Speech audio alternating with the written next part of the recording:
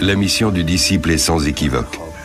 Il a l'ordre de commettre un assassinat, qui lui coûtera aussi la vie.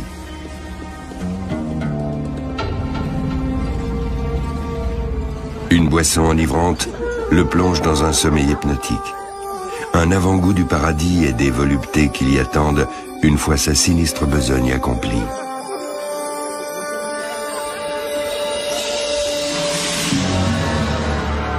Roi et vizir mourront poignardés par les zélateurs de la société secrète.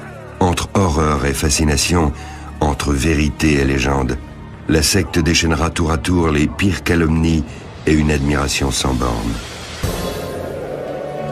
Un python abrupt dans les montagnes de Perse, loin du pouvoir central.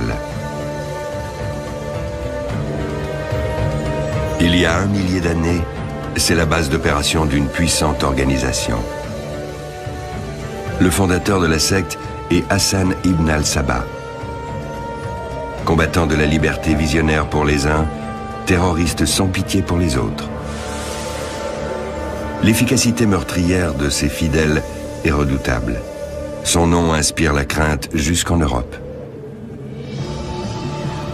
Les croisés, venus reconquérir les villes saintes dès la fin du XIe siècle, sont amenés à côtoyer ces hommes redoutés dans l'actuelle Syrie. Un chroniqueur européen rapporte alors les premières rumeurs concernant une mystérieuse engeance musulmane.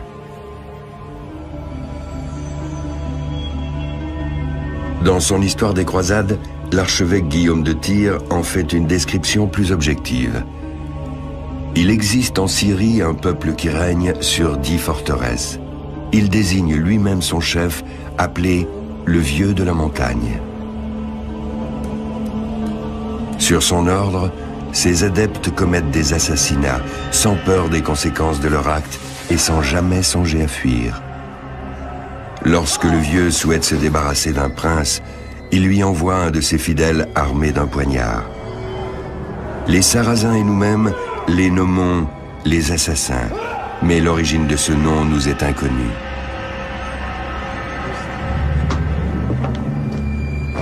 Ayant reçu dans sa forteresse Henri, croisé et comte de Champagne, le Vieux de la Montagne lui aurait fait l'effrayante démonstration de son pouvoir.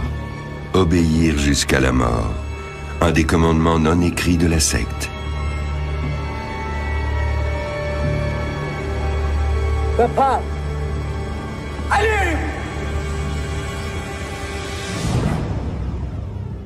Une des nombreuses légendes, source de fascination et d'effroi mêlés qui entourent la secte. Le dévouement proverbial des assassins devient le thème favori des troubadours européens en adoration devant leurs dames. Vous me tenez plus en votre pouvoir que le Vieux ses assassins. Tout comme ils le servent sans répit, j'ai servi l'amour par une fidélité jamais démentie.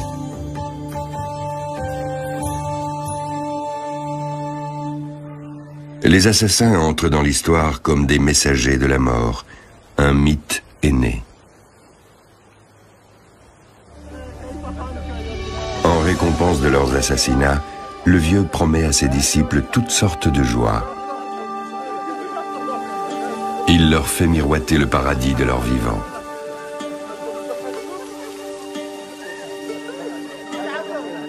Le maître drogue-t-il ses disciples pour les rendre dociles avant une mission dangereuse?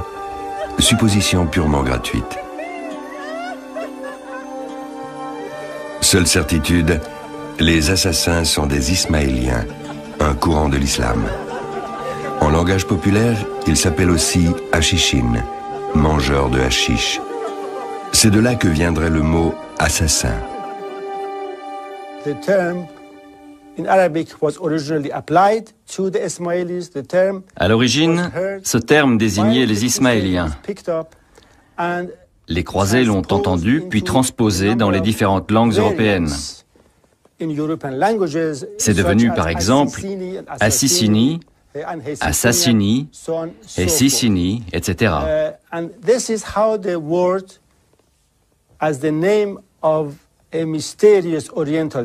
Ce terme fut introduit en Europe pour qualifier une société secrète orientale.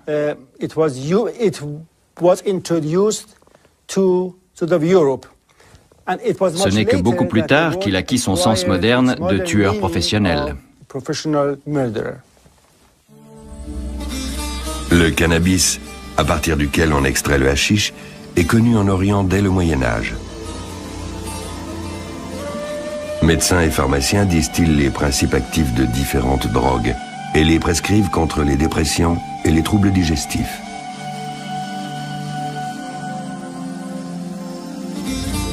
Les musulmans fervents considèrent ces mangeurs de hashish qui consomment du cannabis pour le plaisir comme des dévoyés.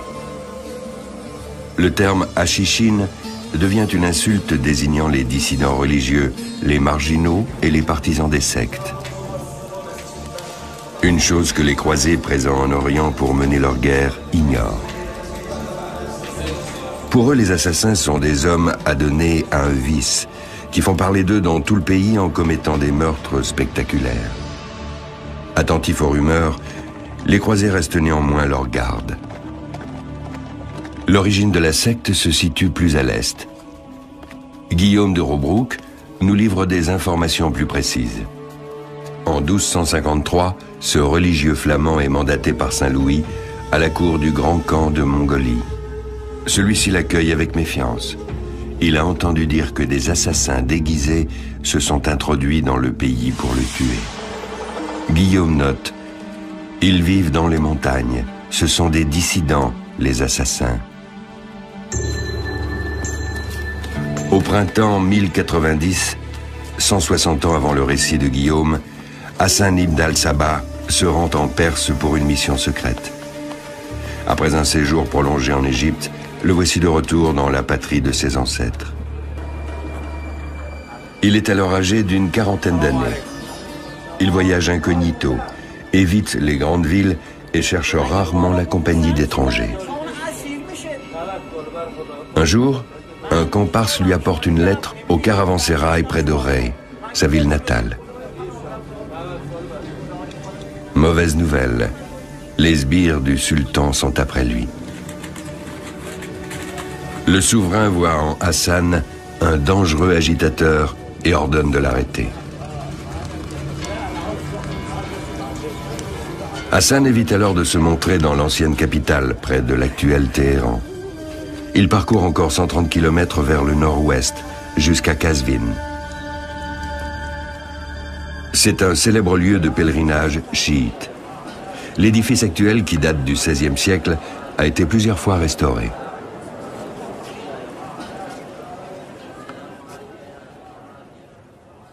Il abrite le tombeau de Hussein, fils du 8e imam, tué en 821 alors qu'il était de passage dans la ville avec son père. Les fidèles prient devant son reliquaire pour qu'il exauce leurs souhaits. À Qazvin, Hassan est certain de recruter des sympathisants. Mais il doit agir avec prudence. Le temps où il faisait partie de l'élite de son pays est révolu.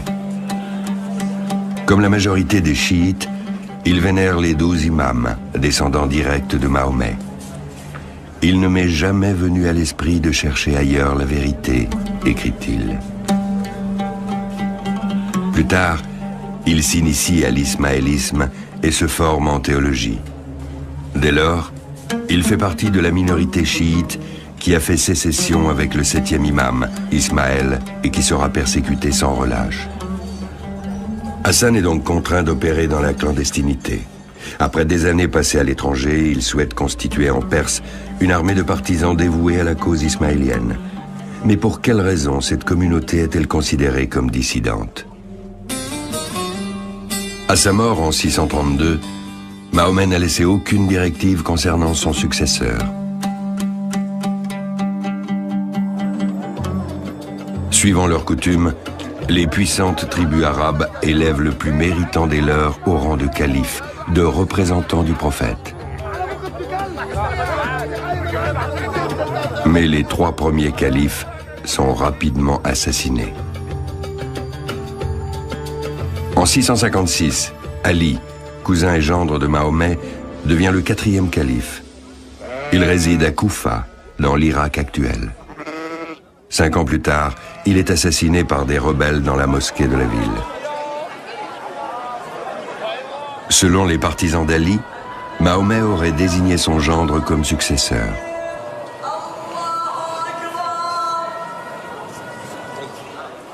Après la mort d'Ali, ils affirment que le pouvoir légitime ne saurait émaner que d'un descendant du prophète.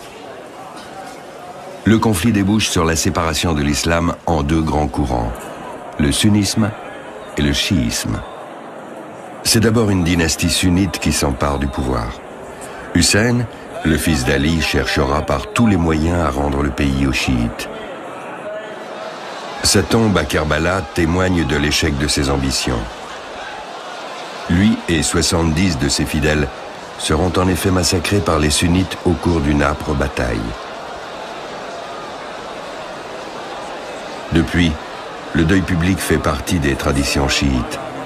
Il manifeste à la fois la souffrance née de la répression impitoyable dont les chiites furent victimes et la compassion pour la mort héroïque de leur chef. Refusant de se soumettre à l'autorité des sunnites, les chiites préfèrent nommer leur propre chef religieux, l'imam, qui interprète le Coran et promulgue les lois. Pour la majorité des chiites, le 12e imam est le sauveur, celui qui reviendra à la fin des temps pour inaugurer une ère de justice et de bonheur.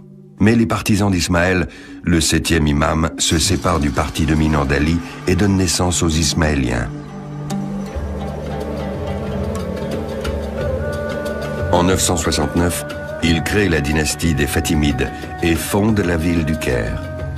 Pour la première fois depuis Ali, un clan chiite accède au pouvoir et exerce une grande influence politique et religieuse. Ces imams propagent la doctrine ismaélienne. Le rayonnement de l'architecture, de l'art et de la science grandit considérablement. Mais au XIIe siècle, les sunnites reprennent le dessus et les Ismaéliens traversent une période difficile. À Londres, des chercheurs se sont penchés sur l'histoire mouvementée de cette communauté. Ils veulent comprendre les raisons de l'ostracisme qui frappe systématiquement ces dissidents religieux. Les Ismaéliens et les chiites, en général, ont souvent été mal compris. On les a souvent accusés d'avoir une approche subversive de l'islam. Mais il faut savoir que pour les Ismaéliens, la doctrine coranique et plus encore l'interprétation du Coran est à multiples facettes. Le message du Coran ne doit pas être pris uniquement au pied de la lettre. Le sens littéral est une chose, mais il y a beaucoup d'autres niveaux de lecture. En Perse, Hassan ibn al-Sabah prêche la doctrine du prophète selon l'interprétation des Ismaéliens. Devenu un daï, un missionnaire, il sillonne au printemps 1090 le nord montagneux du pays.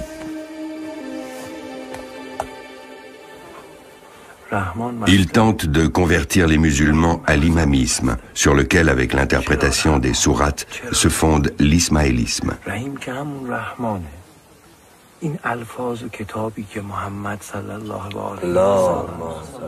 Infatigablement, Hassan cherche à rallier la population à sa cause. Les peuples des régions éloignées sont particulièrement réceptifs. Son charisme ne laisse personne indifférent.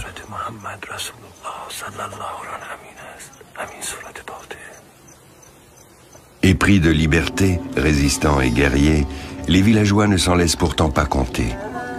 Les paysans se sont toujours révoltés contre le joug étatique et religieux imposé par les sunnites. Ils revendiquent très tôt leur indépendance. Aucun souverain n'a jamais pu les soumettre. Cette région difficile d'accès constitue un refuge idéal. Hassan souhaite y établir une base d'où il pourra lancer ses attaques contre ses adversaires religieux.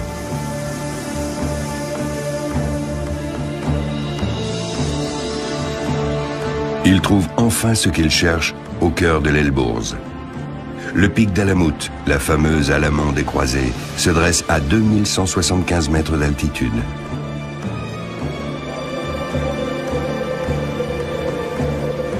Alouhamout, le jugement de l'aigle.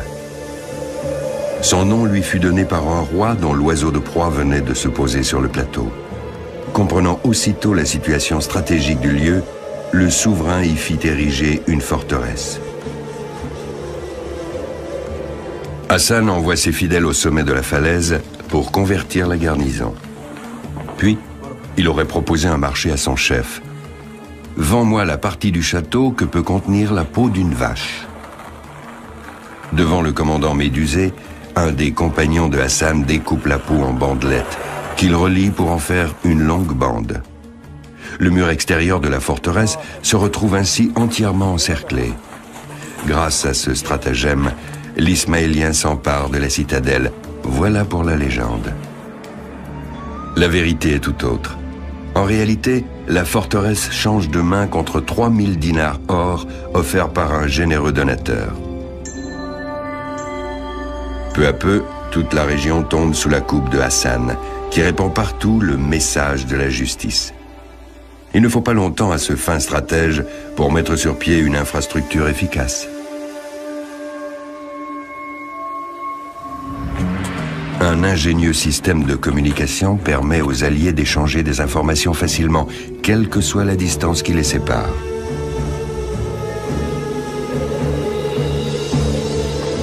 Depuis les différents avant-postes, ils s'envoient des signaux lumineux ressemblant à du morse.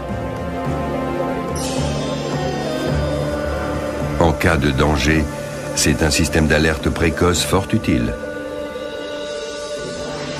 L'armée ismaélienne s'empare de 70 châteaux, par conquête ou par ruse.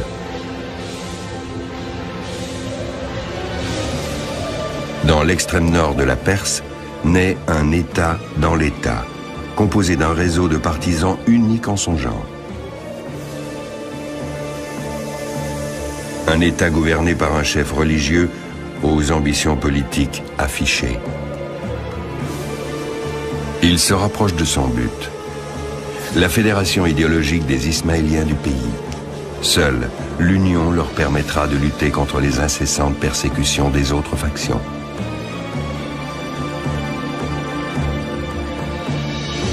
Du nord au sud, d'est en ouest, Hassan ibn al-Sabah étend son bras protecteur sur toutes les communautés ismaéliennes. Depuis peu, les scientifiques s'intéressent de près à la forteresse d'Alamout.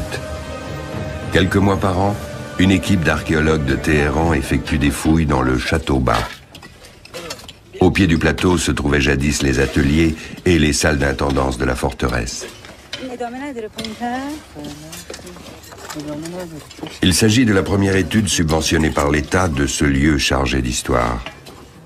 Sous la houlette de Hamid Choubak, les archéologues mettent au jour des découvertes de différentes époques. À côté d'artefacts en argile, ils ont trouvé des récipients en bronze, des bijoux massifs, de lourdes chaînes en fer et un grand nombre de pièces de monnaie. Les pièces sont frappées à l'empreinte d'Alamout, un indice de l'existence d'un État autonome à l'époque de Hassan.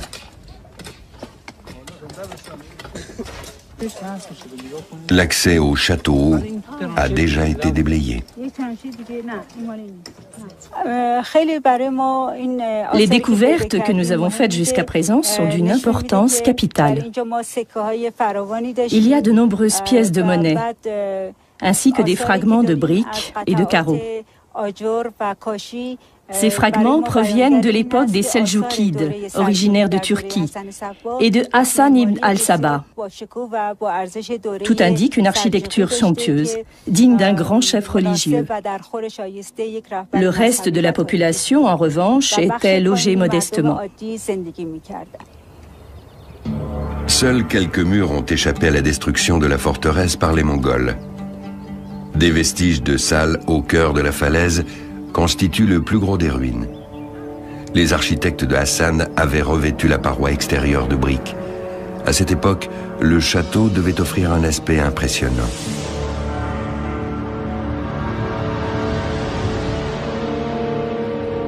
La forteresse est habitée par environ 200 hommes, ravitaillés par les paysans de la vallée de leur plein gré.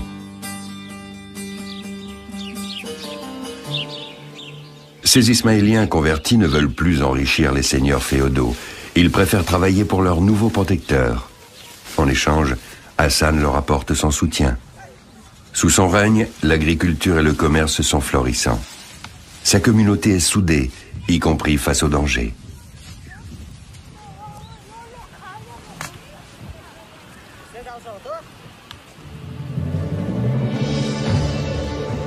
À l'extrémité des plaines fertiles, à environ 34 km d'Alamout, la secte possède un autre nid d'aigle quasiment inexpugnable.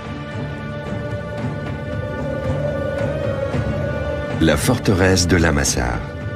Lors de son expédition en 1931, la Britannique Freya Stark dessine un plan du site. Au XIIIe siècle, les habitants de la forteresse résisteront vaillamment aux Mongols, sans toutefois parvenir à les repousser.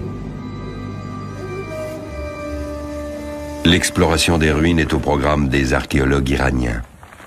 Dans les prochaines décennies, tous les châteaux de l'époque de Hassan seront documentés de façon scientifique. La forteresse de Lamassar était très importante du point de vue stratégique. Construite avant l'époque de Hassan ibn al-Sabah, elle servait de base militaire. Lorsqu'une armée ennemie voulait attaquer la région autour d'Alamout, la forteresse en était rapidement avertie. Elle repoussait l'adversaire, l'empêchant ainsi de lancer une offensive sur le quartier général. Les habitants acheminent l'eau des montagnes jusqu'à la forteresse via de nombreux canaux. De grosses citernes stockent le précieux liquide et des réserves sont constituées en cas de siège. À ce jour, les archéologues ont répertorié 16 réservoirs. Mais en général, la ration d'eau quotidienne est puisée directement dans la rivière voisine par un système de poulies. Depuis sa forteresse d'Alamout, Hassan préside au sort de la communauté, s'inspirant pour cela de l'étude quotidienne du Coran et d'autres écrits philosophiques. Sa vaste bibliothèque aménagée le long des immenses murailles devient célèbre. Dans le calme et la solitude, il œuvre pour la création d'un État idéal, délivré du joug des Seldjoukides ou des Sunnites.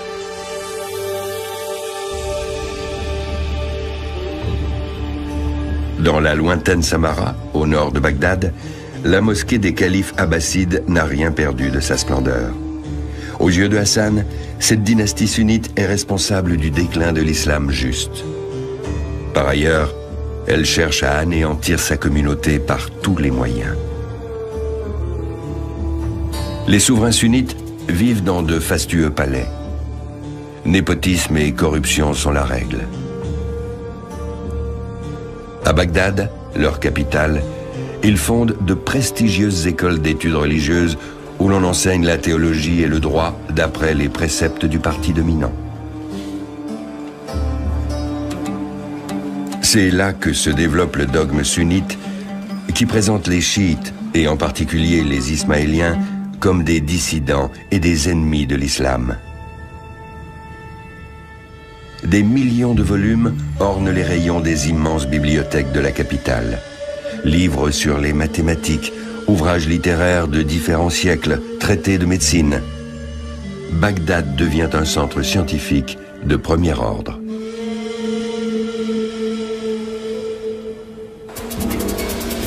Même s'il est le souverain officiel du royaume, le calife ne reste qu'une marionnette aux mains des Seldjoukides, ses alliés.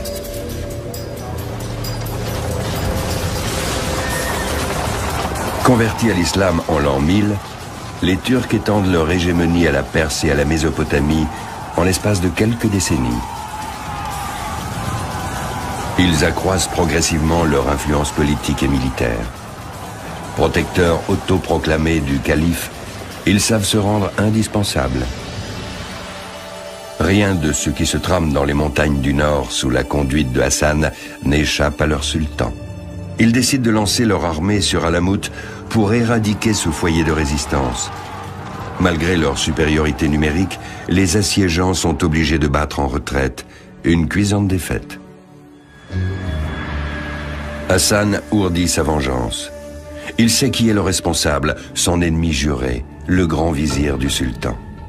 Dans la soirée, le daï rassemble ses fédaviers, ces hommes qui lui sont dévoués corps et âme et qui sont prêts à donner leur vie pour la cause.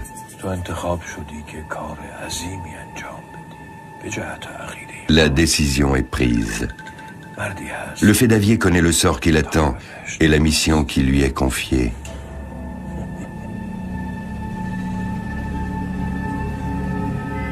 La mort du vizir. Le premier attentat de Hassan au nom de la religion.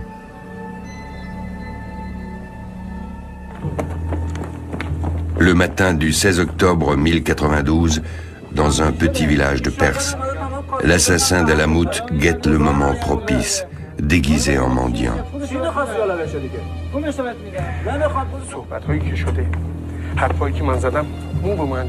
Nizam al-Mulk, 80 ans, ignore tout du danger qui l'attend. Ce haut dignitaire revient d'une entrevue importante. C'est un notable qui a mis sa vie au service du pays. Sous prétexte de lui remettre une requête, l'inconnu s'approche du vizir.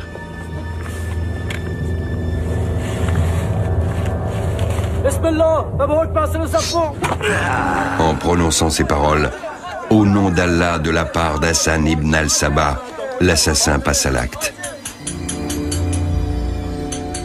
Cet assassinat fait du chef des Ismaéliens un personnage célèbre et redouté. On prétend que le nom du meurtrier et celui de sa victime étaient gravés sur des tablettes. Il y en aurait des centaines. À peine 1/10 ont cependant été retrouvés.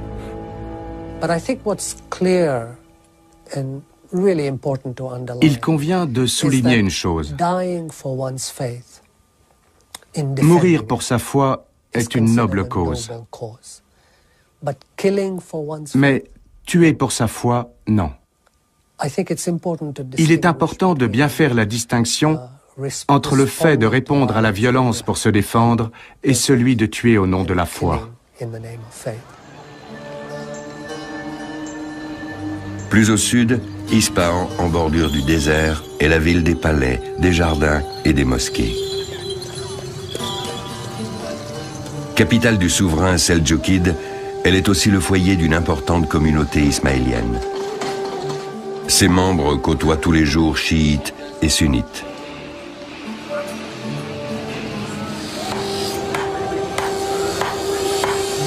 Dans cette société, le fossé entre l'élite et la population se creuse de jour en jour. Ouvriers et artisans apprécient particulièrement l'entourage de la communauté ismaélienne. Les daïs les aident au quotidien tout en défendant leurs intérêts.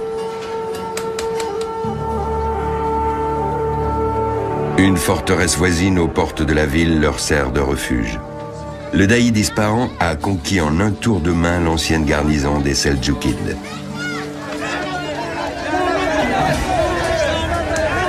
Les soldats du sultan multiplient les pogroms et les abus de pouvoir. Les Ismaéliens sont victimes de persécutions à cause de leur insoumission et de leur lecture du Coran. De nombreux écrits sont brûlés, une perte irréparable.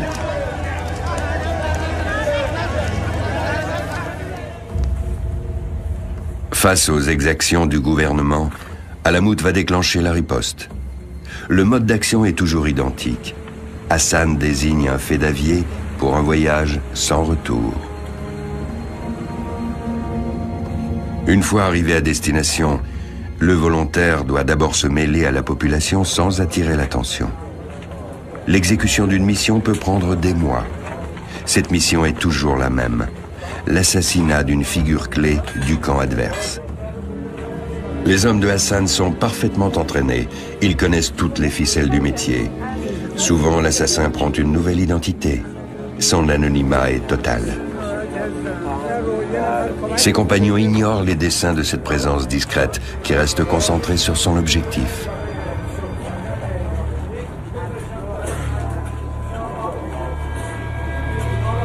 Les assassinats sont commis de préférence dans des lieux de culte, en particulier pendant la prière du vendredi.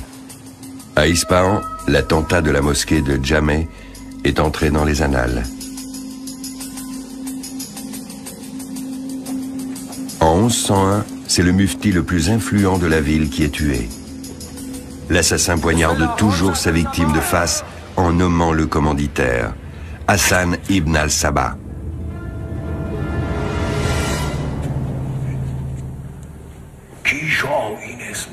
Contrairement à une idée répandue, le seigneur d'Alamout n'a jamais forcé ses fidèles à commettre les crimes en son nom.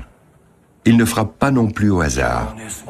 Ses fédaviers reçoivent des instructions précises.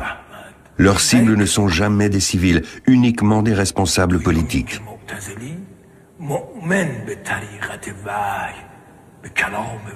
Pour motiver ses troupes, Hassan prétend que la fin, en l'occurrence l'espoir d'un monde plus juste, justifie les moyens. On sait peu de choses sur la vie quotidienne à l'intérieur de la forteresse, si ce n'est l'existence d'un règlement draconien qui s'applique à tous sans exception. L'indulgence et la clémence n'ont pas cours. Il était aussi sévère avec ses amis qu'avec ses ennemis. Il a même fait exécuter un de ses fils, soupçonné d'avoir bu du vin. Vous voyez le genre. C'était un homme dur, austère, doté d'un sens de l'organisation hors du commun. Un excellent gestionnaire. Doublé d'un éminent scientifique. Cet homme cultivé est versé dans tous les domaines, y compris l'astronomie.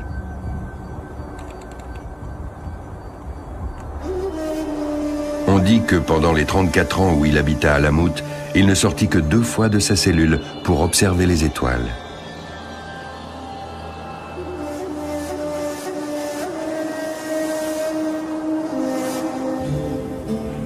Ce reclus consacre le plus clair de son temps à étudier et à faire des expériences.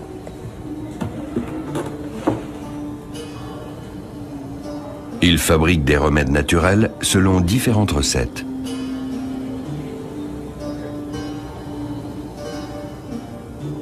L'alchimiste se fait livrer les herbes les plus exotiques des 4 coins de la Perse. Ce spécialiste reconnu n'ignore rien des effets des divers médicaments. Selon toute vraisemblance, il connaît aussi les plantes aux vertus enivrantes, dont on dit qu'il extrait des drogues à l'usage de ses disciples. Cette assertion qu'il a poursuivie, lui et son organisation pendant des siècles, a déclenché un tollé en Europe.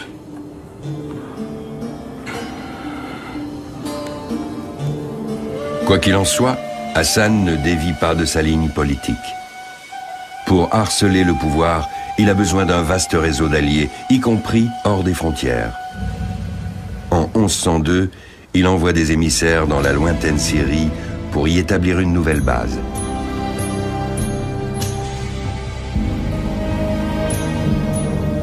La Syrie héberge une très ancienne communauté ismaélienne.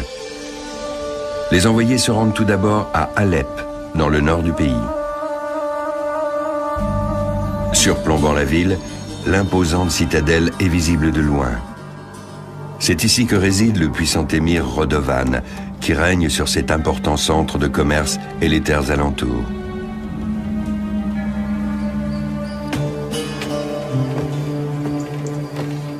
La Syrie est en pleine crise. Le royaume éclate en petits sultanats. Les princes se livrent de perpétuelles querelles qui se terminent en de sanglantes guerres tribales. Les hommes de Hassan proposent à l'émir une alliance pour l'aider à éliminer ses rivaux. Ce pacte providentiel permet à l'émir de renforcer son pouvoir. En contrepartie, celui-ci autorise les étrangers à faire de la propagande à Alep. En Syrie, la secte suit le même procédé que d'habitude. S'emparer des forteresses, puis endoctriner la population. Les régions montagneuses du nord se prêtent parfaitement à cette stratégie. Les hommes de Hassan tentent de soulever les paysans contre les rois sunnites. Mais les Ismaéliens mettront 30 ans à s'implanter dans la région. En 1132, ils sont en mesure d'acheter le château de Kadmous à un gros propriétaire musulman.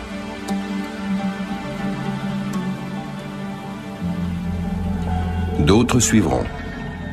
La tactique habituelle de la secte fonctionne également en Syrie. S'installer, se retrancher, puis attaquer. les assassins postent aux endroits névralgiques d'importantes unités de commando. Ils réussissent leur plus grand coup à Masyaf, non loin du Krach des Chevaliers, une forteresse croisée.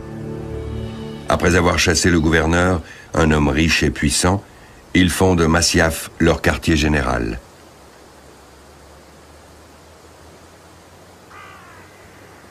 Aujourd'hui, les archéologues tentent de déterminer les différentes phases d'occupation du site. Cela débute au 7e siècle avec la construction du fort d'origine.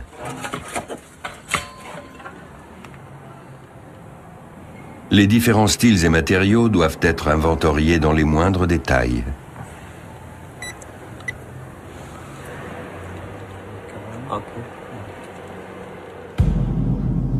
La reconstruction des éléments d'architecture byzantine nécessitera à elle seule encore plusieurs années. Ce n'est qu'après cette étape que les archéologues pourront entamer la rénovation des parties médiévales, une œuvre de titan qui engloutit des sommes colossales. L'habitant le plus célèbre de Masyaf est Rachid al-Din Sinan, alias le vieux de la montagne. En 1164, il prend la tête des assassins. Élevé à Alamout par un des successeurs de Hassan, il présidera 30 ans durant à la destinée des Ismaéliens en Syrie. Sa personne focalise de nombreuses légendes qui ne font qu'alimenter la sinistre réputation du groupe.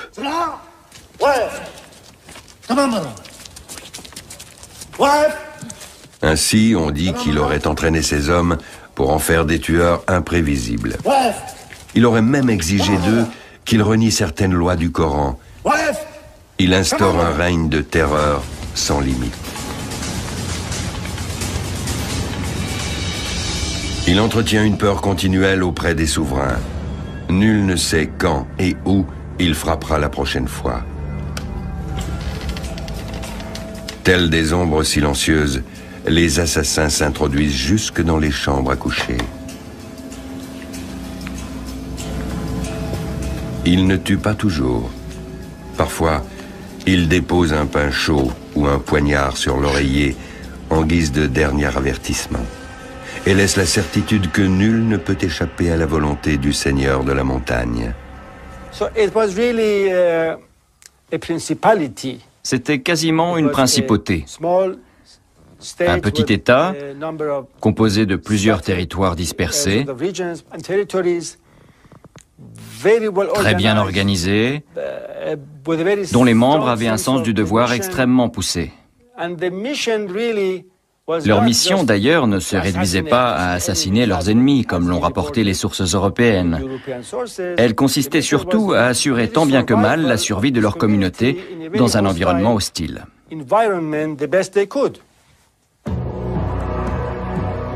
Le Krach des Chevaliers, à proximité de Masyaf, est une immense forteresse qu'occuperont les croisés pendant presque 2 siècles. Les Ismaéliens s'allient avec les chevaliers pour combattre les princes sunnites.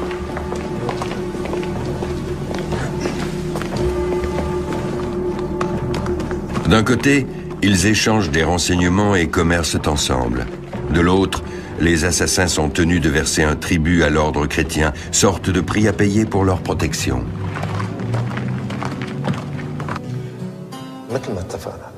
Sinan se déplace parfois pour assister en personne à des entrevues hautement confidentielles. Le Daï syrien aperçut très tôt les avantages d'une telle association. Ces poignards s'abattent rarement sur un croisé. Dans ce cas précis, la tactique consistant à paralyser l'ennemi en éliminant un de ses dirigeants n'aurait pas porté ses fruits. La victime aurait été remplacée dès le lendemain.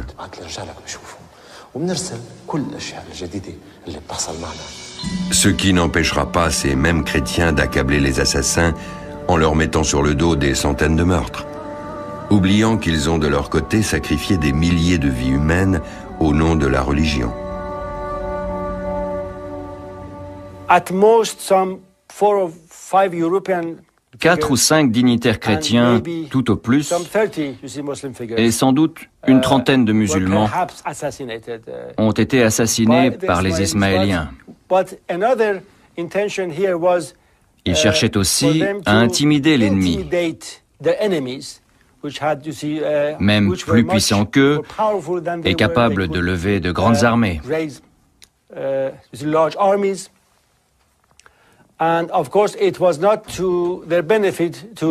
Du coup, ils revendiquaient volontiers les assassinats qui n'étaient pas de leur fait. Cette apparence de toute puissance impressionne même un seigneur aussi aguerri que le légendaire Saladin. Le sultan, nouveau héros des sunnites, est venu bouter les croisés hors du pays.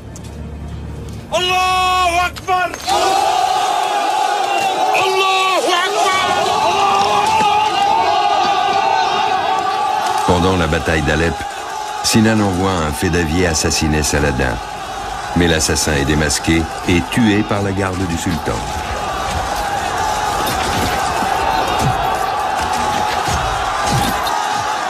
En représailles, Saladin attaque la forteresse de Masyaf avant de battre en retraite Bredouille. Il faut attendre 1273 pour que l'étoile des assassins en Syrie pâlisse définitivement. Le pouvoir des califes et la supériorité de leurs armées ont raison de la secte. La communauté ismaélienne se trouve à nouveau sans protection. Même Alamout, en Perse, est vouée à la disparition. La forteresse succombe sous les coups des Mongols en 1256. Les hordes de cavaliers venus de l'Est déferlent tel un ouragan à travers le pays. Les Ismaéliens résistent vaillamment. Il faut 3 ans aux soldats du camp pour s'emparer de leur principale forteresse. La puissance destructrice des Mongols est sans précédent. Un gigantesque incendie anéantit une importante partie du site. La précieuse bibliothèque de Hassan part en fumée. L'œuvre d'une vie est réduite en cendres, à l'exception de quelques livres.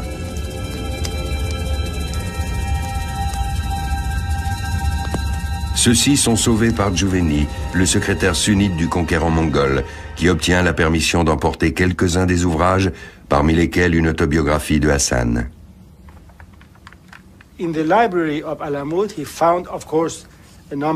Il a trouvé dans la bibliothèque d'Alamout un certain nombre de sources très importantes sur l'histoire de la communauté durant cette période et s'en est servi pour écrire son histoire des Ismaéliens qu'il a mise en annexe de son histoire des conquêtes mongoles. Son portrait peu élogieux de Hassan influencera l'image des Ismaéliens en Orient durant plus de 800 ans. L'explorateur Marco Polo renchérit sur la soi-disant dépravation des assassins. Les miniatures de son livre des merveilles du monde dépeignent le paradis du vieux de la montagne sous des couleurs chatoyantes. Il écrit « Les fédaviers sombrent dans un sommeil provoqué par un breuvage enivrant. Ils se réveillent dans un jardin exotique, entouré de jolies femmes, où ils vivent quelques jours de félicité extrême. » Aucune source scientifique ou autre témoignage ne confirme l'existence de ce jardin des délices, que ce soit en Syrie ou en Perse. De même, la littérature arabe ne fait pas la moindre référence à l'usage de drogue par les membres de la secte.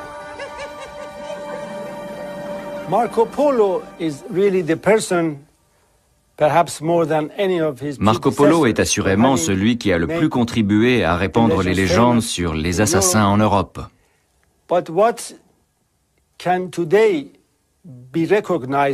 Mais ce qui aujourd'hui est traité comme une pure fiction était jadis pris pour argent comptant et considéré comme la description fidèle des rites d'initiation et des pratiques de cette communauté. Ce n'est qu'au début du XXe siècle qu'apparaissent en Inde les premiers manuscrits originaux des Ismaéliens. Une providence pour les spécialistes. Pour la première fois, nous disposons d'une somme de documents relatifs aux Ismaéliens, rédigés en arabe, en langue perse ou autre, que nous allons pouvoir exploiter de façon scientifique. Nos travaux se fonderont désormais sur des sources authentiques, ce qui nous permettra de rectifier l'image déformée du passé. Au cœur de Londres, le quartier huppé de Kensington abrite l'un des nombreux centres ismaéliens disséminés en Europe. Le bâtiment moderne symbolise la pensée progressiste qui anime cette communauté religieuse riche de traditions. C'est ici que se retrouvent les fidèles qui vont à la rencontre de leur passé et de leur avenir. L'Aga Khan, le 49e imam, veille sur ce lieu. 15 millions d'Ismaéliens dans le monde entier, répartis sur presque tous les continents, se sont placés sous la protection de ce descendant direct de Mahomet. En octobre 1957, le prince prend ses fonctions. Il a 20 ans. Diplômé de Harvard en histoire musulmane, fin diplomate, il défend habilement les intérêts des siens dans les domaines de l'économie, de la religion, de l'art ou encore de la science.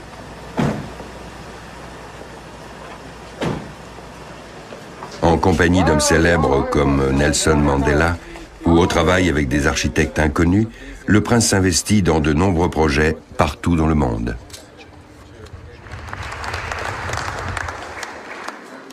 L'attribution de prix qu'il a créée fait également partie du quotidien de cet infatigable citoyen du monde. Ou encore l'inauguration de cette école au Kyrgyzstan dont il a financé la construction et dont il assure les coûts d'entretien. Les étudiants aussi peuvent bénéficier de ces aides.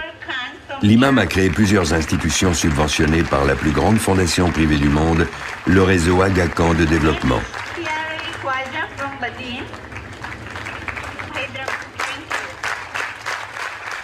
La plupart des institutions portent son nom en hommage à la communauté ismaélienne. Il tient son immense fortune de son grand-père. En 1946, pour le 60e anniversaire de son règne, celui-ci se fait offrir son poids en diamants. 111 kilos se retrouvent sur la balance. L'argent nécessaire à l'achat des pierres précieuses provient des dons des Ismaéliens. Ceux-ci donnent un dixième de leurs revenus, une vieille coutume destinée à venir en aide aux plus pauvres. Les Ismaéliens n'ont pas pour ambition de créer leur propre État, mais plutôt de s'engager concrètement dans l'action sociale. Leur conscience sociale de l'islam est très forte. Et cette conscience se traduit par des projets éducatifs, d'aide au développement ou culturel, dans des domaines universels qui concernent tous les êtres humains, qu'ils soient musulmans, ismaéliens ou ni l'un ni l'autre. Masyaf, l'ancienne forteresse des assassins, est pour les Ismaéliens à la fois un héritage et un fardeau. Ce site témoigne d'un important chapitre de leur histoire, d'une époque où ils étaient unis au sein de leur propre État. Après la décadence de la communauté dissidente, ses membres devenus apatrides se dispersent aux quatre coins du monde. Mais la secte du Moyen-Âge a laissé une image effrayante qui a été récupérée à notre époque.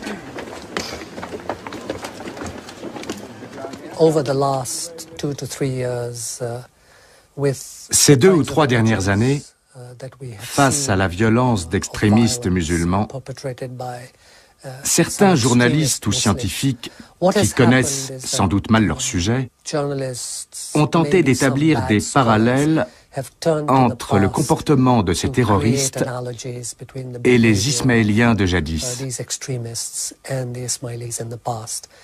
D'une certaine façon, le mythe des assassins et de leur secte a été ressuscité. Le meurtre n'est pas une invention des assassins. Mais peu y ont eu recours en tant qu'arme de guerre d'une façon aussi systématique et durable que Hassan ibn al-Sabah et ses successeurs. Le nombre des victimes de la secte est infime comparé aux hécatombes des guerres. D'autres groupes, qu'ils soient musulmans ou chrétiens, ne reculait pas non plus devant les assassinats politiques.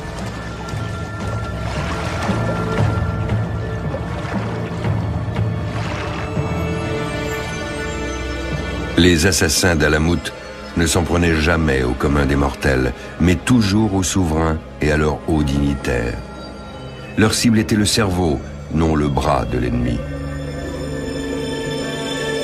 C'est une vérité, mais il en existe une autre, à laquelle la majorité des musulmans croient fermement. Les meurtres et les attentats suicides n'ont pas leur place dans le droit, la tradition et le quotidien de l'islam. C'était valable autrefois, ça l'est encore aujourd'hui. Ismaël, et qui sera persécuté sans relâche. Hassan est donc contraint d'opérer dans la clandestinité. Après des années passées à l'étranger, il souhaite constituer en Perse une armée de partisans dévoués à la cause ismaélienne. Mais pour quelle raison cette communauté est-elle considérée comme dissidente? À sa mort en 632, Mahomet n'a laissé aucune directive concernant son successeur. Suivant leur coutume, les puissantes tribus arabes élèvent le plus méritant des leurs au rang de calife, de représentant du prophète. Mais les 3 premiers califes sont rapidement assassinés. En 656, Ali, cousin et gendre de Mahomet, devient le 4e calife. Il réside à Koufa, dans l'Irak actuel. 5 ans plus tard, il est assassiné par des rebelles dans la mosquée de la ville. Selon les partisans d'Ali, Mahomet aurait désigné son gendre comme successeur.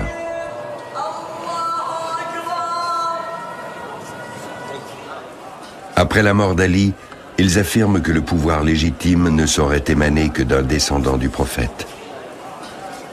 Le conflit débouche sur la séparation de l'islam en 2 grands courants, le sunnisme et le chiisme. C'est d'abord une dynastie sunnite qui s'empare du pouvoir. Hussein, le fils d'Ali, cherchera par tous les moyens à rendre le pays aux chiites. Sa tombe à Kerbala témoigne de l'échec de ses ambitions. Lui et 70 de ses fidèles seront en effet massacrés par les sunnites au cours d'une âpre bataille. Depuis, le deuil public fait partie des traditions chiites. Il manifeste à la fois la souffrance née de la répression impitoyable dont les chiites furent victimes et la compassion pour la mort héroïque de leur chef. Refusant de se soumettre à l'autorité des sunnites, les chiites préfèrent nommer leur propre chef religieux, l'imam, qui interprète le Coran et promulgue les lois.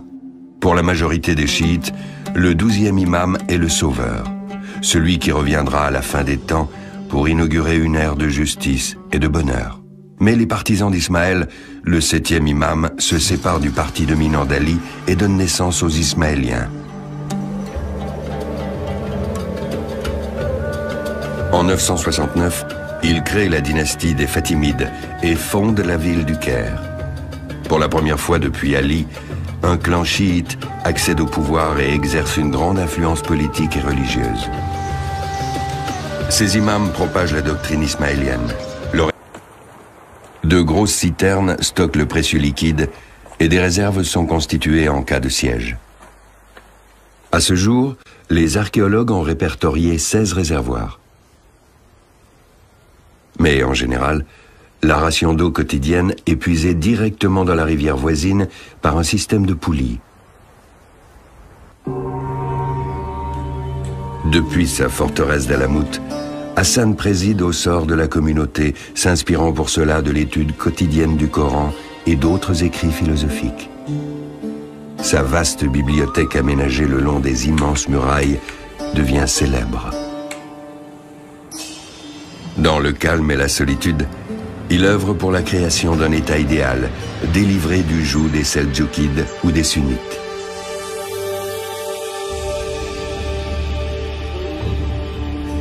Dans la lointaine Samara, au nord de Bagdad, la mosquée des califes abbassides n'a rien perdu de sa splendeur. Aux yeux de Hassan, cette dynastie sunnite est responsable du déclin de l'islam juste. Par ailleurs, Elle cherche à anéantir sa communauté par tous les moyens. Les souverains sunnites vivent dans de fastueux palais. Népotisme et corruption sont la règle. À Bagdad, leur capitale, ils fondent de prestigieuses écoles d'études religieuses où l'on enseigne la théologie et le droit d'après les préceptes du parti dominant. C'est là que se développe le dogme sunnite qui présente les chiites, et en particulier les ismaéliens, comme des dissidents et des ennemis de l'islam. Des millions de volumes ornent les rayons des immenses bibliothèques de la capitale. Livres sur les mathématiques, ouvrages littéraires de différents siècles, traités de médecine. Bagdad devient un centre scientifique de premier ordre.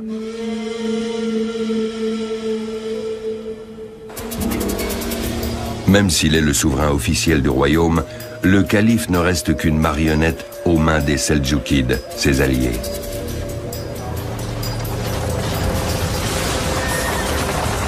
Convertis à l'islam en l'an 1000, les Turcs étendent leur hégémonie à la Perse et à la Mésopotamie en l'espace de quelques décennies. Ils accroissent progressivement leur influence politique et militaire.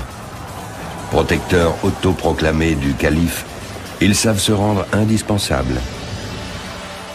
Rien de ce qui se trame dans les montagnes du Nord sous la conduite de Hassan n'échappe à leur sultan. Ils décident de lancer leur armée sur Alamout pour éradiquer ce foyer de résistance. Les Sarrasins et nous-mêmes les nommons les assassins, mais l'origine de ce nom nous est inconnue.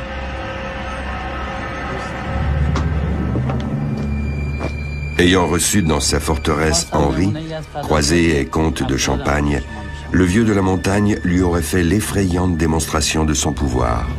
Obéir jusqu'à la mort, un des commandements non écrits de la secte. Papa, allez! Une des nombreuses légendes, source de fascination et d'effroi mêlés qui entourent la secte. Le dévouement proverbial des assassins devient le thème favori des troubadours européens en adoration devant leurs dames. Vous me tenez plus en votre pouvoir que le vieux ses assassins. Tout comme ils le servent sans répit, j'ai servi l'amour par une fidélité jamais démentie.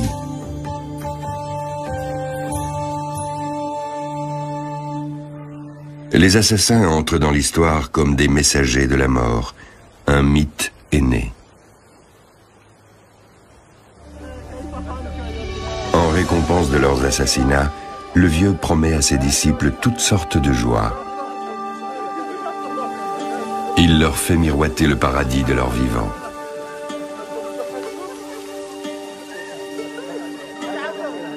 Le maître drogue-t-il ses disciples pour les rendre dociles avant une mission dangereuse? Supposition purement gratuite. Seule certitude, les assassins sont des Ismaéliens, un courant de l'islam. En langage populaire, ils s'appellent aussi Hachichin, mangeurs de hashish. C'est de là que viendrait le mot assassin. The term in Arabic was originally applied to the Ismailis. The term À l'origine, ce terme désignait les Ismaéliens. Les croisés l'ont entendu, puis transposé dans les différentes langues européennes. C'est devenu par exemple Assissini, Assassini, et Sissini, etc.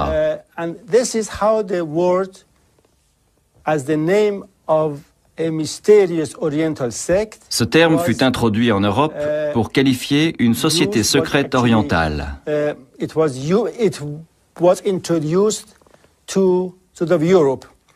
Ce n'est que beaucoup plus tard qu'il acquit son sens moderne de tueur professionnel.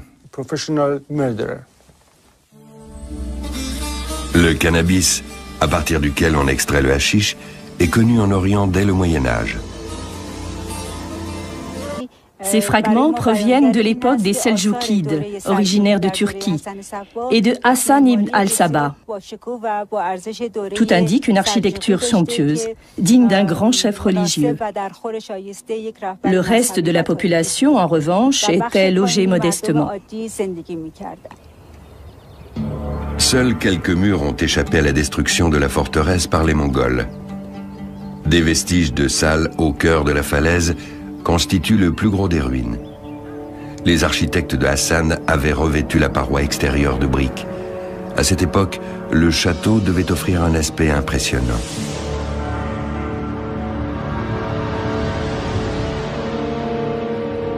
La forteresse est habitée par environ 200 hommes, ravitaillés par les paysans de la vallée de leur plein gré.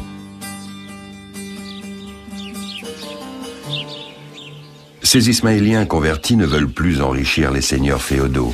Ils préfèrent travailler pour leur nouveau protecteur.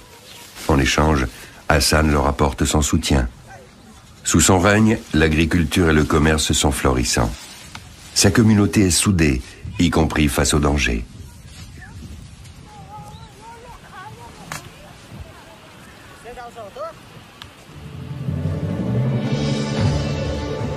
À l'extrémité des plaines fertiles, à environ 34 km d'Alamout, la secte possède un autre nid d'aigle quasiment inexpugnable. La forteresse de Lamassar. Lors de son expédition en 1931, la Britannique Freya Stark dessine un plan du site. Au XIIIe siècle, les habitants de la forteresse résisteront vaillamment aux Mongols sans toutefois parvenir à les repousser. L'exploration des ruines est au programme des archéologues iraniens. Dans les prochaines décennies, tous les châteaux de l'époque de Hassan seront documentés de façon scientifique. La forteresse de Lamassar était très importante du point de vue stratégique. Construite avant l'époque de Hassan ibn al-Sabah, elle servait de base militaire. Lorsqu'une armée ennemie voulait attaquer la région autour d'Alamout, la forteresse en était rapidement avertie. Elle repoussait l'adversaire, l'empêchant ainsi de lancer une offensive sur le quartier général. Les habitants acheminent l'eau des montagnes jusqu'à la forteresse via de nombreux canaux. De grosses citernes stockent le précieux liquide et des réserves sont constituées en cas de siège. À ce jour, les archéologues ont répertorié 16 réservoirs. Mais en général, l'arrasinage chiite. L'édifice actuel, qui date du XVIe siècle, a été plusieurs fois restauré.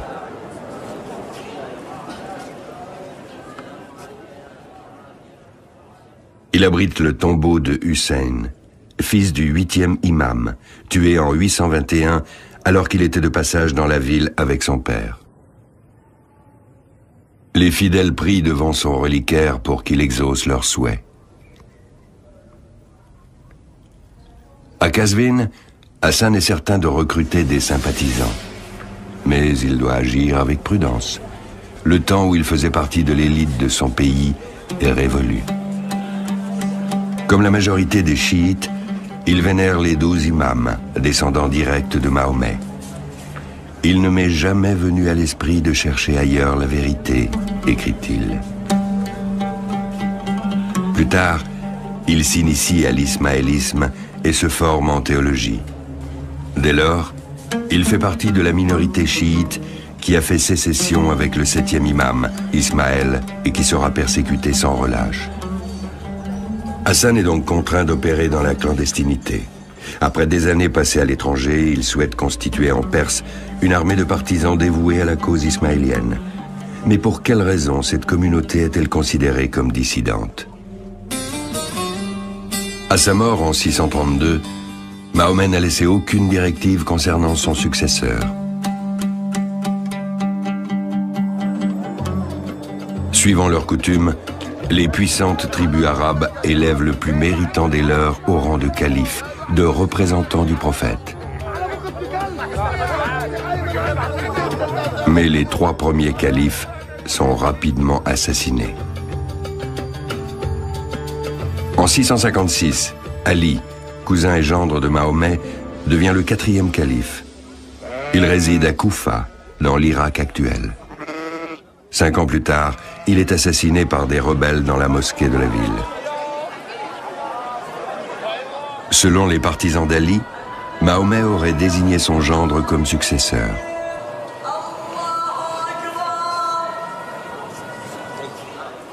Après la mort d'Ali, ils affirment que le pouvoir légitime ne saurait émaner que d'un descendant du prophète.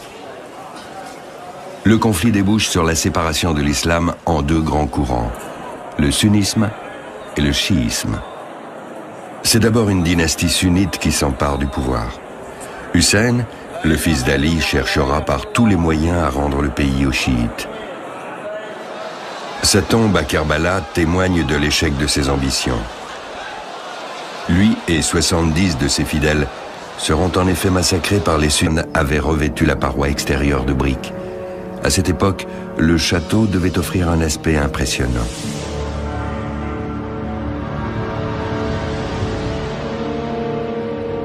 La forteresse est habitée par environ 200 hommes, ravitaillés par les paysans de la vallée de leur plein gré.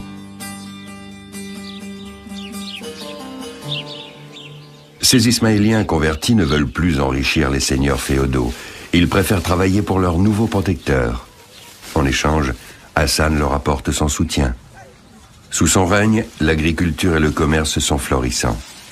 Sa communauté est soudée, y compris face aux dangers.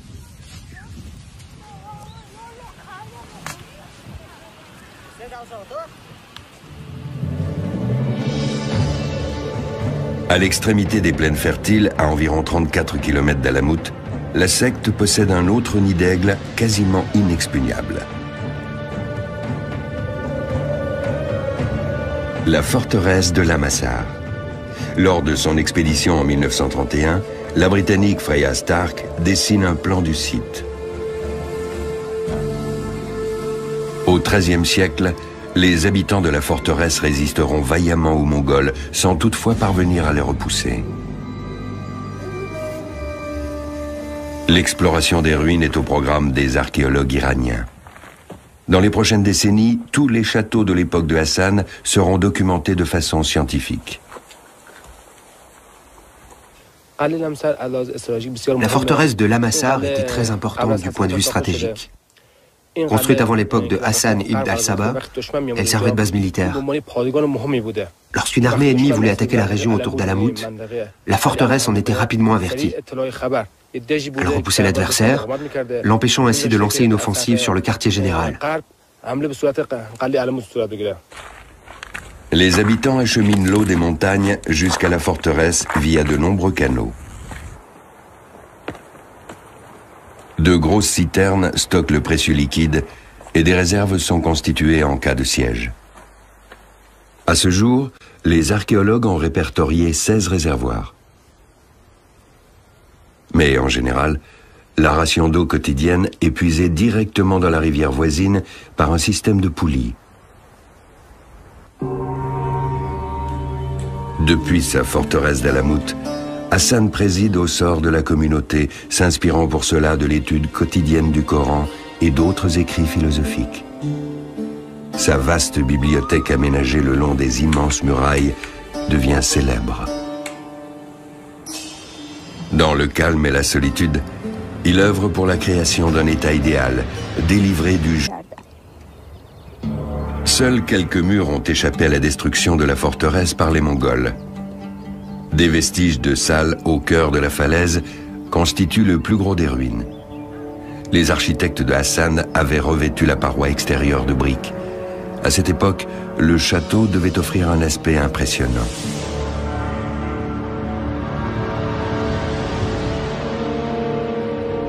La forteresse est habitée par environ 200 hommes, ravitaillés par les paysans de la vallée de leur plein gré.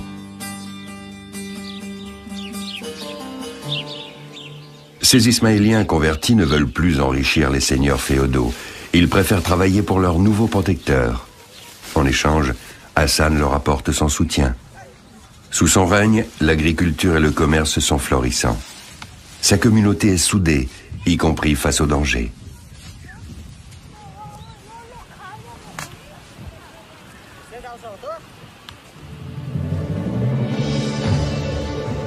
À l'extrémité des plaines fertiles, à environ 34 km d'Alamout, la secte possède un autre nid d'aigle quasiment inexpugnable.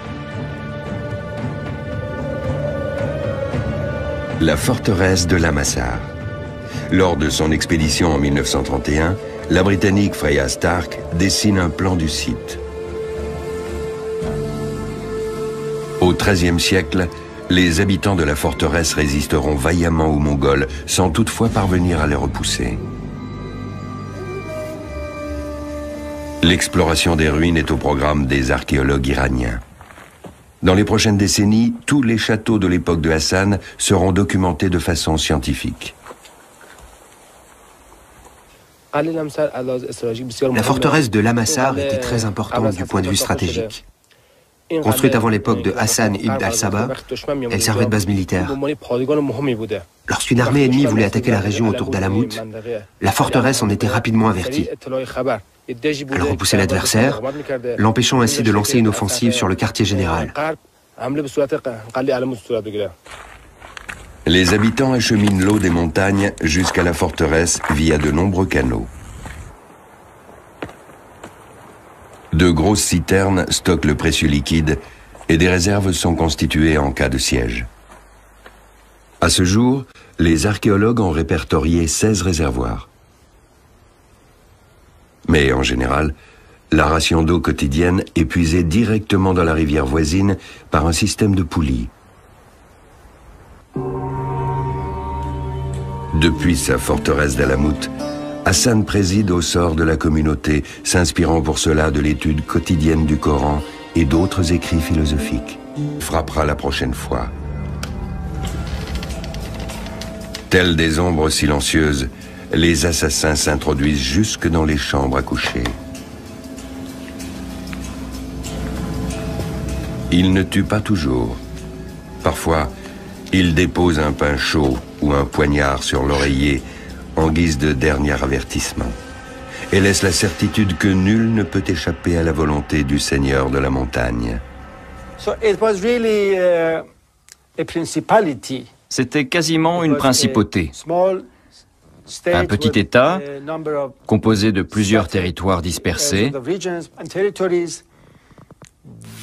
très bien organisé, dont les membres avaient un sens du devoir extrêmement poussé. Leur mission, d'ailleurs, ne se réduisait pas à assassiner leurs ennemis, comme l'ont rapporté les sources européennes. Elle consistait surtout à assurer tant bien que mal la survie de leur communauté dans un environnement hostile.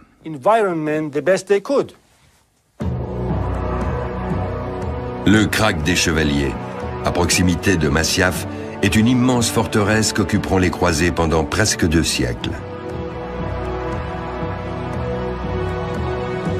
Les Ismaéliens s'allient avec les chevaliers pour combattre les princes sunnites.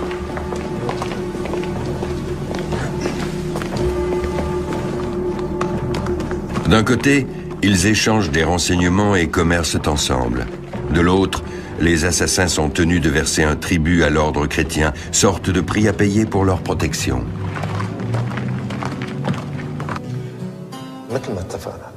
Sinan se déplace parfois pour assister en personne à des entrevues hautement confidentielles. Le daï syrien a perçu très tôt les avantages d'une telle association. Ces poignards s'abattent rarement sur un croisé. Dans ce cas précis, la tactique consistant à paralyser l'ennemi en éliminant un de ses dirigeants n'aurait pas porté ses fruits. La victime aurait été remplacée dès le lendemain.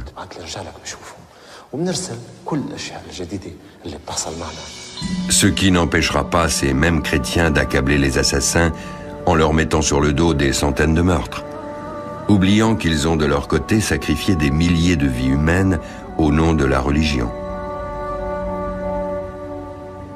At most, some 4 or 5 European 4 ou 5 dignitaires chrétiens, tout au plus, et sans doute une trentaine de musulmans ont été assassinés par les Ismaéliens. Ils cherchaient aussi à intimider l'ennemi,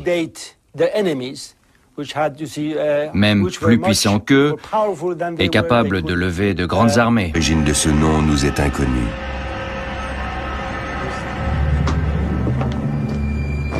Ayant reçu dans sa forteresse Henri, croisé et comte de Champagne, le vieux de la montagne lui aurait fait l'effrayante démonstration de son pouvoir. Obéir jusqu'à la mort, un des commandements non écrits de la secte. Papa, allez! Une des nombreuses légendes, source de fascination et d'effroi mêlés qui entourent la secte. Le dévouement proverbial des assassins devient le thème favori des troubadours européens en adoration devant leurs dames.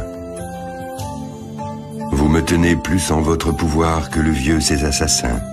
Tout comme ils le servent sans répit, j'ai servi l'amour par une fidélité jamais démentie.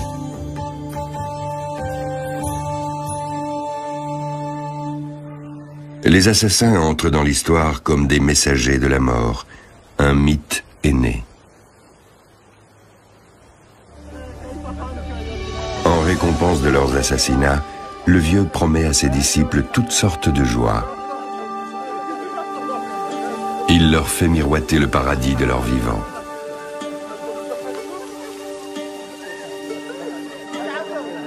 Le maître drogue-t-il ses disciples pour les rendre dociles avant une mission dangereuse?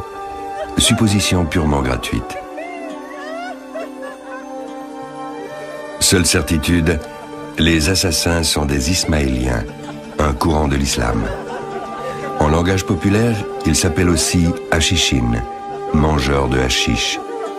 C'est de là que viendrait le mot assassin.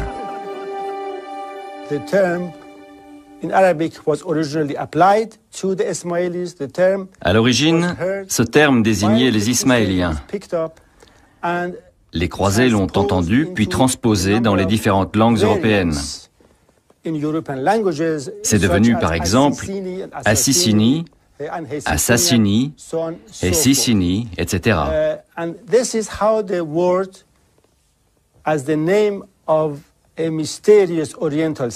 Ce terme fut introduit en Europe pour qualifier une société secrète orientale.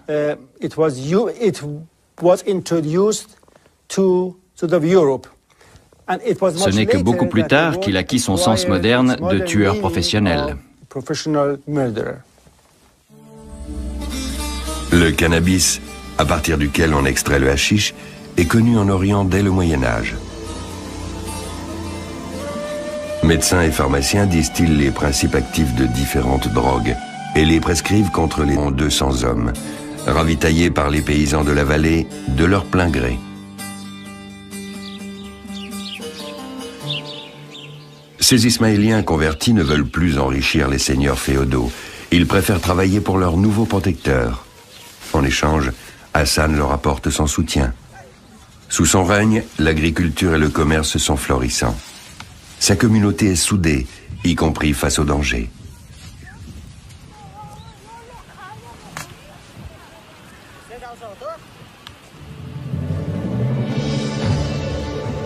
À l'extrémité des plaines fertiles, à environ 34 km d'Alamout, la secte possède un autre nid d'aigle quasiment inexpugnable.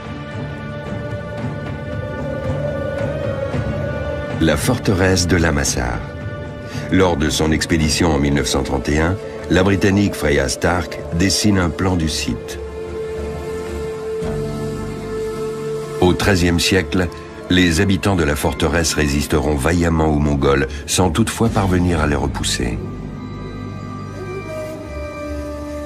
L'exploration des ruines est au programme des archéologues iraniens. Dans les prochaines décennies, tous les châteaux de l'époque de Hassan seront documentés de façon scientifique.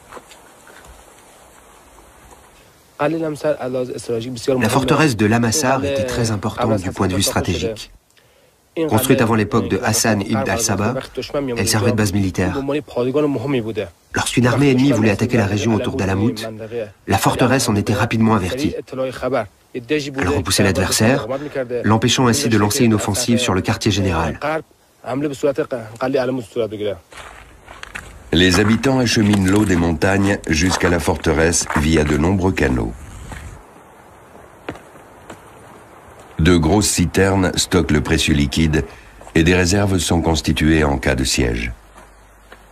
À ce jour, les archéologues ont répertorié 16 réservoirs. Mais en général, la ration d'eau quotidienne est puisée directement dans la rivière voisine par un système de poulies. Depuis sa forteresse d'Alamout, Hassan préside au sort de la communauté, s'inspirant pour cela de l'étude quotidienne du Coran et d'autres écrits philosophiques. Sa vaste bibliothèque aménagée le long des immenses murailles devient célèbre. Dans le calme et la solitude, il œuvre pour la création d'un État idéal, délivré du joug des Seldjoukides ou des Sunnites.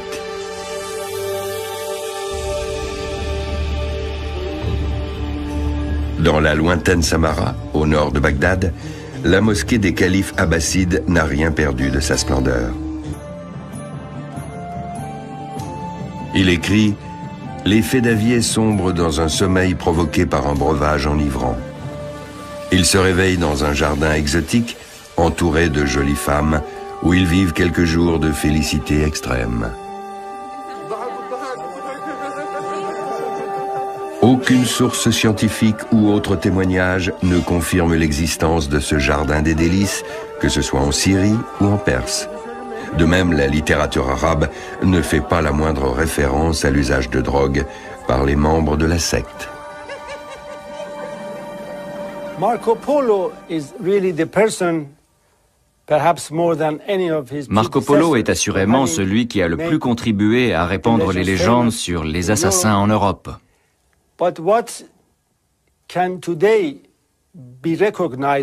Mais ce qui aujourd'hui est traité comme une pure fiction était jadis pris pour argent comptant et considéré comme la description fidèle des rites d'initiation et des pratiques de cette communauté. Ce n'est qu'au début du XXe siècle qu'apparaissent en Inde les premiers manuscrits originaux des Ismaéliens. Une providence pour les spécialistes. Pour la première fois, nous disposons d'une somme de documents relatifs aux Ismaéliens, rédigés en arabe, en langue perse ou autre, que nous allons pouvoir exploiter de façon scientifique.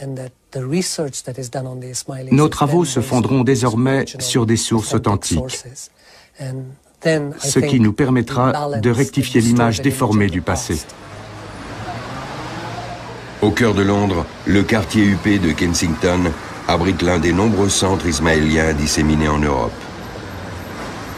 Le bâtiment moderne symbolise la pensée progressiste qui anime cette communauté religieuse riche de traditions. C'est ici que se retrouvent les fidèles qui vont à la rencontre de leur passé et de leur avenir. L'Aga Khan, le 49e imam, veille sur ce lieu. 15 millions d'Ismaéliens dans le monde entier, répartis sur presque tous les continents, se sont placés sous la protection de ce descendant direct de Mahomet. En octobre 1957, le prince prend ses fonctions. Il a 20 ans. Diplômé de Harvard en histoire musulmane, fin diplomate, il défend habilement les intérêts des siens dans les domaines de l'économie, de la religion, de l'art ou encore de la science.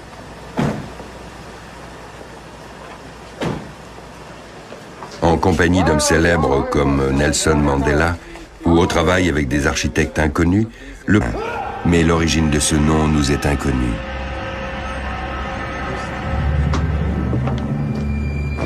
Ayant reçu dans sa forteresse Henri, croisé et comte de Champagne, le vieux de la montagne lui aurait fait l'effrayante démonstration de son pouvoir. Obéir jusqu'à la mort, un des commandements non écrits de la secte. Papa, allez! Une des nombreuses légendes, source de fascination et d'effroi mêlés qui entourent la secte. Le dévouement proverbial des assassins devient le thème favori des troubadours européens en adoration devant leurs dames. Vous me tenez plus en votre pouvoir que le vieux ces assassins. Tout comme ils le servent sans répit, j'ai servi l'amour par une fidélité jamais démentie.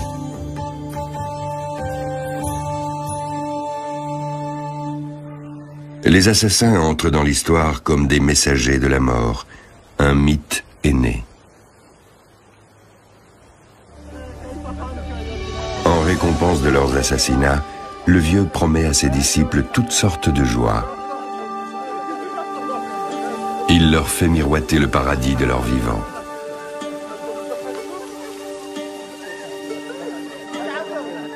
Le maître drogue-t-il ses disciples pour les rendre dociles avant une mission dangereuse? Supposition purement gratuite. Seule certitude, les assassins sont des Ismaéliens, un courant de l'islam. En langage populaire, ils s'appellent aussi hachichin, mangeurs de hashish. C'est de là que viendrait le mot assassin. The term in Arabic was originally applied to the Ismailis. The term À l'origine, ce terme désignait les Ismaéliens. Les croisés l'ont entendu puis transposé dans les différentes langues européennes. C'est devenu par exemple Assissini, Assassini, Essissini, etc.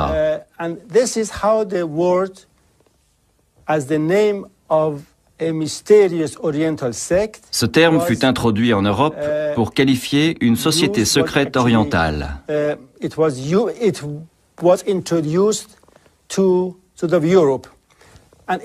n'est que beaucoup plus tard qu'il acquit son sens moderne de tueur professionnel.